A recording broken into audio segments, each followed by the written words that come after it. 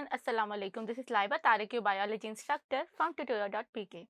Today we are doing your chapter 2, that is to support and movement. अगर आप लोग animals और plants को देखें तो आपको नजर आएगा कि उनके अंदर सारे लिविंग थिंग प्रोसेसेस सेम है, विच मीन्स कि वो सारे ब्रीथ करते हैं, ग्रो करते हैं, रिप्रोड्यूस करते हैं और डेवलपमेंट शो करते हैं। लेकिन जब एनिमल्स और प्लांट्स को देखा जाए तो उनमें जो मेजर डिफरेंस है वो मूवमेंट का है। Animals can move from one place to another, whereas the plants cannot move from their place. तो plants को support कैसे मिलती है?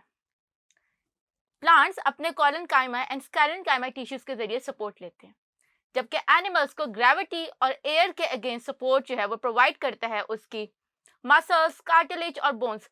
ये cartilage, muscles, bones and skeleton animals को support तो provide करता है against the gravity and the air, बल्कि उसके साथ साथ उनको भागने में, फूड ढूंढने में, डेंजर से भागने में, अपने दुश्मनों से छुपने में और शेल्टर फाइंड करने में भी काफ़ी ज़्यादा इंपॉर्टेंट रोल प्ले करते हैं। तो इस तरह से सपोर्ट और मूवमेंट एनिमल्स और प्लांट्स दोनों के लिए ज़रूरी है। लेकिन एनिमल्स के जो मूवमेंट के लिए, सपोर्ट और मूवमेंट के लिए जो चीज़ें रिक्वायर्ड हैं उनका ज़्यादा फ्लेक्सिबल होना चाहिए, मूवेबल होना चाहिए, ताकि एनिमल्स ईजिली मूव कर सकें from one place to another.